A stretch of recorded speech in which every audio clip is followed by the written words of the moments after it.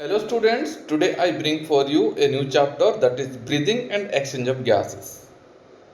In this chapter we are going to cover important topics: what is breathing, what is respiration, how much amount of oxygen we intake during inhalation, how much our body absorbs amount of oxygen, removal of carbon dioxide. The whole process we are going to cover in this chapter and some respiratory disorders.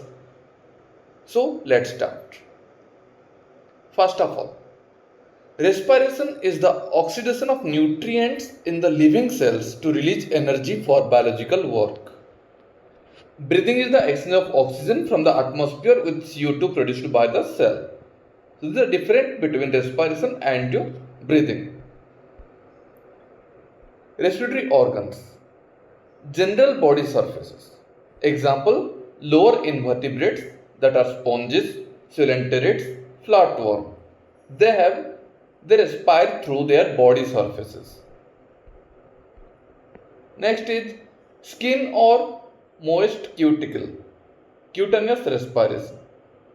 Organism that respire through their skin or moist cuticle, that is called cutaneous respiration. Example, earthworms, leech, amphibians, etc. Tracheal tubes, example, insect, centipede, millipede and spider. Next is our gills or branchial respiration. Example, fishes, tadpoles, prawns, etc. Now coming to lungs, pulmonary respiration. Example, most vertebrates including human being. Let's start human respiratory system. It have air tract or air passage and pair of lungs. This diagram you all familiar with it. Air passage or air tract. Conducting part, it transports atmospheric air into the alveoli. It clears air from foreign particles. It humidifies and brings the air to the body temperature. These all work done by air passage or air tract.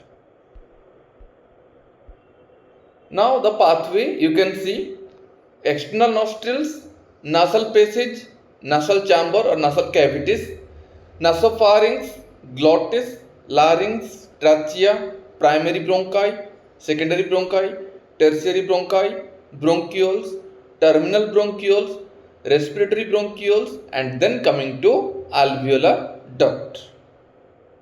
So these are the way through which the air comes in contact with the alveoli. Each terminal bronchiole gives rise to many thin and vascularized alveoli. Next, some more points. Larynx, that is also called sound box or voice box, is a cartilaginous box which helps in sound production. During swallowing, glottis is closed by epiglottis, a thin elastic cartilaginous flap to prevent the entry of food into larynx. Trachea, all bronchi and initial bronchioles are supported by incomplete cartilaginous half ring or C-shaped ring. Okay. Their names are also different, you can see. Now coming to lungs.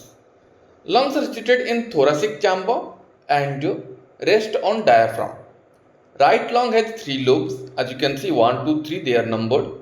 Left lung has 2 lobes. Each lung is covered by double layered pleura, outer parietal pleura and inner visceral pleura. The pleural fluid present in between these two layers lubricates the surface of the lungs and prevents friction between the membranes. Lungs equal to bronchi plus bronchioles plus alveoli. Alveoli and their duct form respiratory or exchange part of respiratory system. Alveoli are the structural and functional unit of lungs. Now coming to steps of respiration. Pulmonary ventilation, that is called breathing. Then gas exchange between lung alveoli and blood, Then gas transport, oxygen transport and CO2 transport.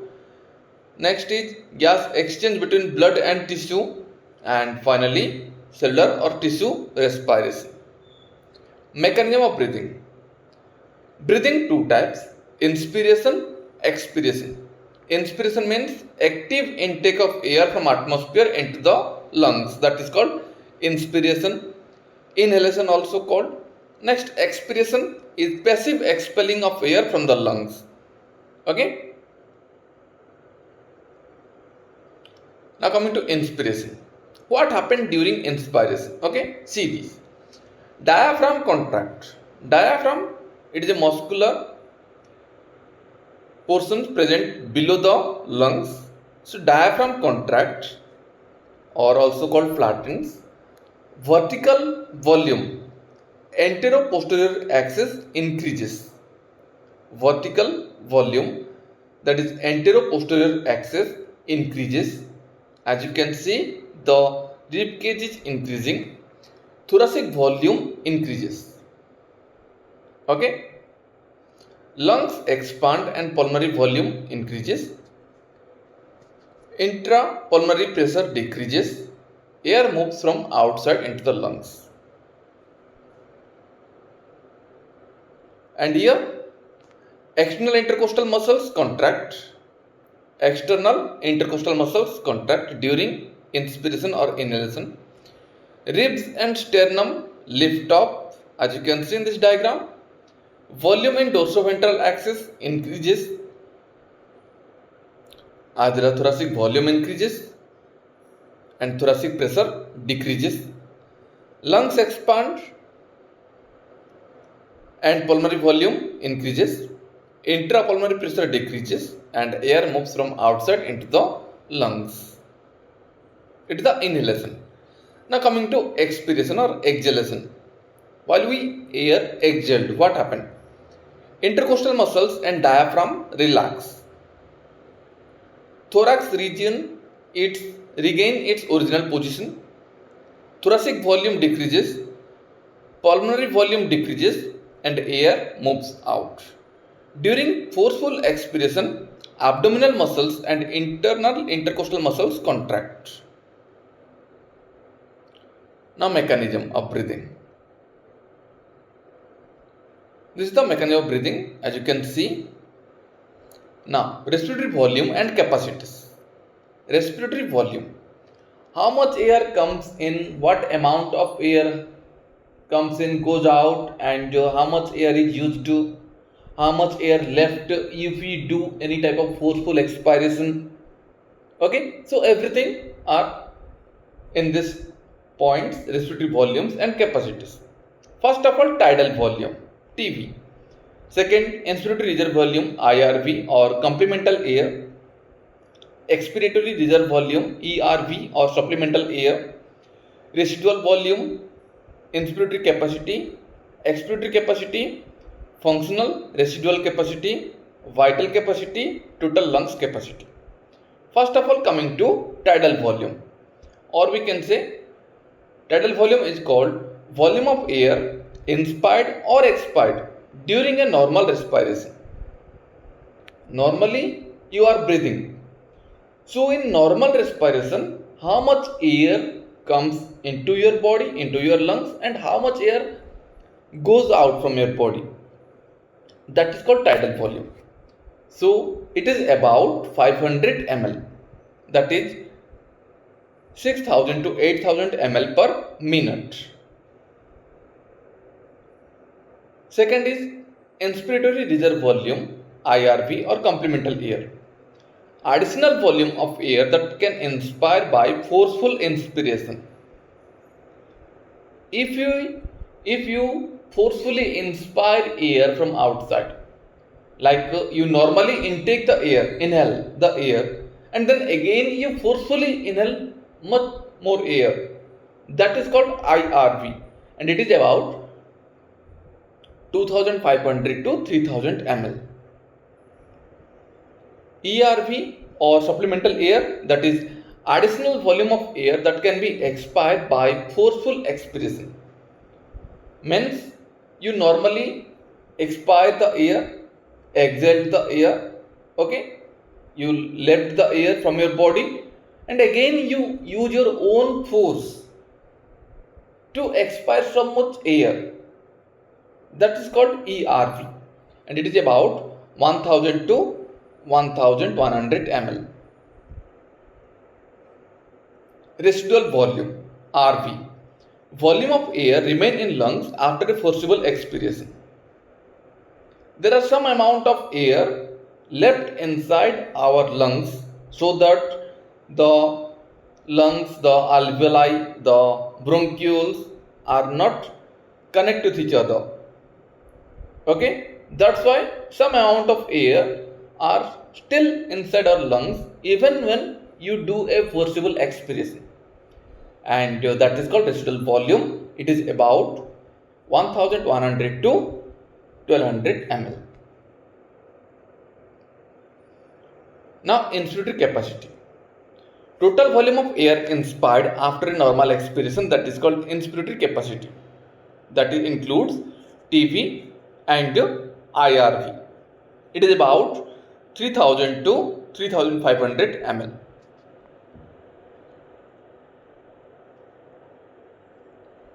Now, EC, expiratory capacity, that means total volume of air expired after normal inspiration. Example, that is expiratory capacity equal to tidal volume plus ERV, expiratory reserve volume. It is 1500 to 1600 ml. Now, functional residual capacity, FRC, volume of air remaining in the lungs after a normal expiration. That includes ERV plus RV. It is 2100 to 2300 ml. Now coming to vital capacity, VC, that is volume of air that can be breathed in after a forcible expiration, or volume of air that can be breathed out after a forcible inspiration. That is vital capacity equal to ERV plus TV plus IRV, and it is 3500 to 4500 ml. Now coming to total lung capacity, TLC, total volume of air in the lungs after a maximum inspiration. It includes RV plus ERV plus TV plus IRV or VC plus RV. It is 5000 to 6000 ml.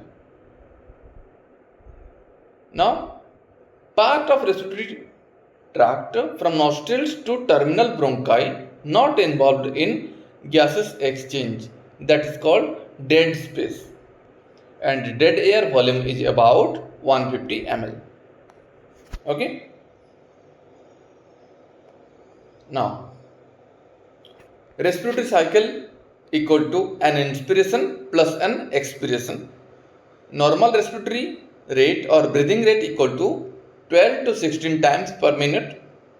Spirometer or respirometer, that is to measure the respiratory rate. You can see this is the spirometry. Now, next topic, and that is gaseous exchange. Gas exchange, exchange of gases. Gas exchange occurs between alveoli and blood. Second, blood and tissue. Alveoli are the primary sites of gas exchange. Oxygen and CO2 are exchanged by simple diffusion. Factors influencing gas exchange. Gas exchange depends on following factors. First is pressure or concentration gradient, solubility of gases, thickness of membranes, surface area of respiratory membrane, that is lungs. First of all, factors influencing gas exchange, and first point is pressure or concentration gradient. The individual pressure of a gas in a gas mixture is called partial pressure. Partial pressure of oxygen and CO2, that is also mentioned PO2 and PCO2, that is written by partial pressure, are given below. You can see In atmospheric air, partial pressure of oxygen is 159 mmHg, while partial pressure of CO2 is 0.3 mmHg.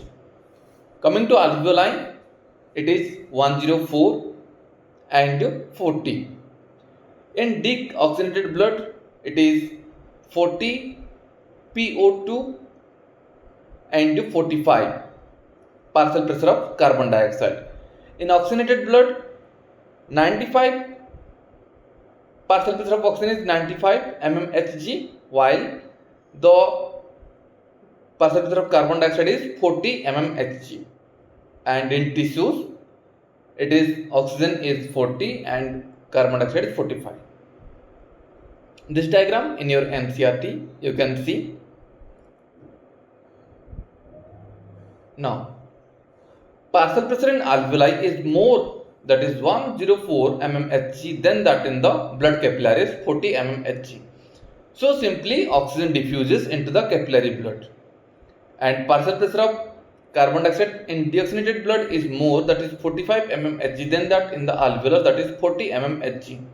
So CO2 diffuses to alveolus. Simple. Second is solubility of gases. Solubility of carbon dioxide is 20 to 25 times higher than that of oxygen. So the amount of CO2 that can be diffused through diffusion membrane per unit difference in partial pressure is much higher than that of O2. Third is thickness of membrane. Diffusion membrane is made up of three layers. One is your squamous epithelium of alveoli, endothelium of alveolar capillaries, and basement substances between them. And its total thickness is about only 0.5 micrometer. So it enables easy gas exchange. Next is surface area of respiratory membrane or lungs. Presence of alveoli increases the surface area of lungs. It increases the gas exchange. The surface area of human lung is equal to a tennis court. Now coming to gas transport. It is the transport of respiratory gases, oxygen and CO2 from alveoli to the systematic tissue and vice versa. Transport of gases, oxygen transport lungs to tissue and CO2 transport tissue to lungs. Oxygen transport में in physical solution blood plasma as oxyhemoglobin, and CO2 transport from tissue to lungs having three modes, that are as carbonic acid, as carbaminohemoglobin, and as bicarbonates. First of all, in a physical solution blood plasma, only 3% of O2 is carried by dissolving in plasma, and as oxyhemoglobin, 97% of O2 is transported by hemoglobin. It is red colored iron containing pigment on RBC, red blood corpuscles. Oxygen binds with hemoglobin in a reversible manner to form oxyhemoglobin. This is called oxygenation. Hemoglobin has 4 hem units, so each hemoglobin molecule can carry 4 oxygen molecules. Hb4 plus 4O2, that goes to Hb4O8. Okay. Second is as oxyhemoglobin. Binding of oxygen depends upon partial pressure of oxygen and CO2 and H plus ion concentration and temperature. In alveoli, there is high partial pressure of oxygen, low partial pressure of CO2, lesser H plus ion concentration and lower temperature. These factors favor the formation of oxyhemoglobin.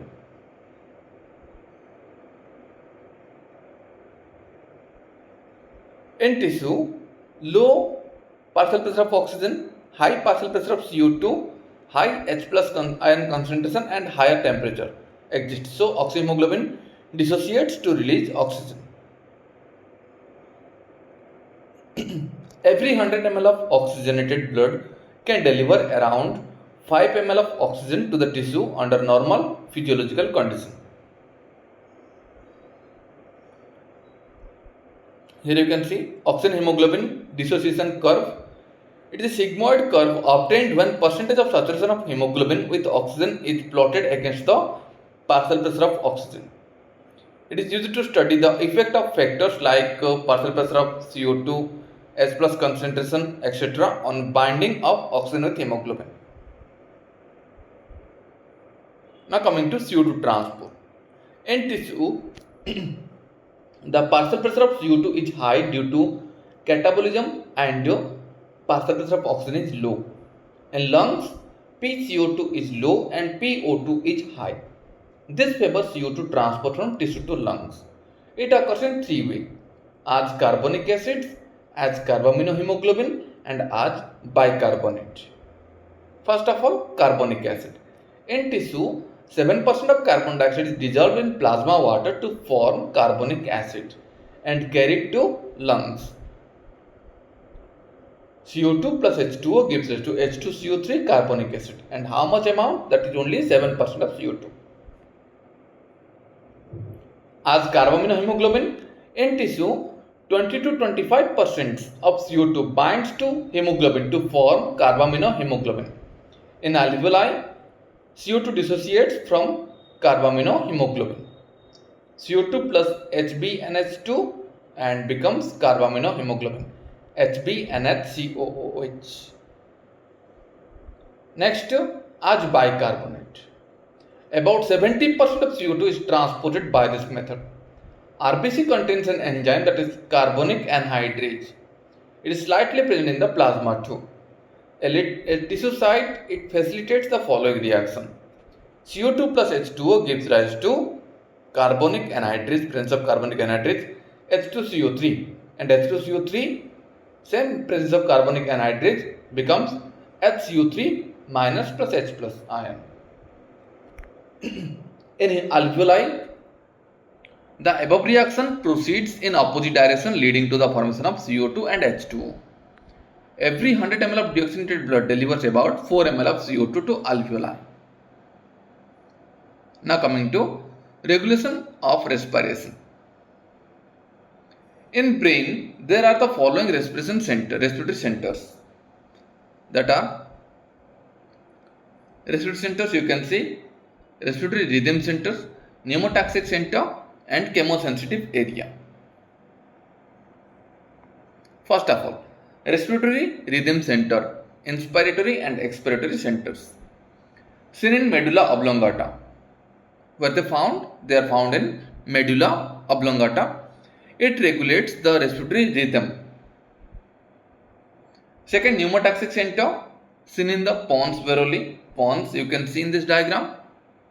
It moderates functions of respiratory rhythm center.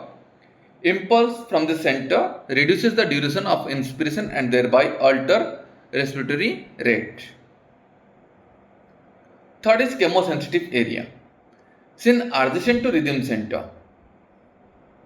Increase in the concentration of CO2 and H plus activates the center, which in turn signal rhythm center. Receptors in aortic arch and carotid artery also recognizes changes in CO2 and H plus concentration and send signal to rhythm center. Role of oxygen in the regulation of respiratory rhythm is quite insignificant.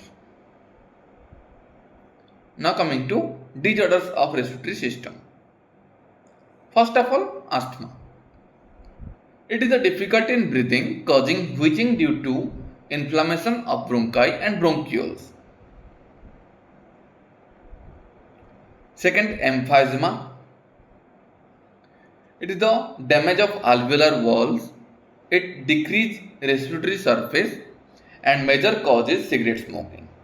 Emphysema. Third is occupational respiratory disorder. Certain industries produce so much dust, so defense mechanism of the body cannot cope with this situation. Long exposure causes inflammation leading to fibrosis, that is proliferation of the fibrous tissue. It results in the lungs damage. Workers in such industries should wear protective mask. As you can see in this diagram, there are some asbestos fibers in lungs tissue, healthy lung and asbestosis. This is the occupational respiratory disorder. These are the disorders of respiratory system. And with this, we have completed the whole chapter. Important points of your NCERT that I put in this PDF in my screen in this video, as you can see. And I hope the diagrams helpful to understand this chapter more easily. And if you find this video, if it is helpful for your preparation, then like this video, do comment in the comment section, and if you are new, then subscribe my channel, and don't forget to share this video with your friends. Thank you. Jai Jagannath.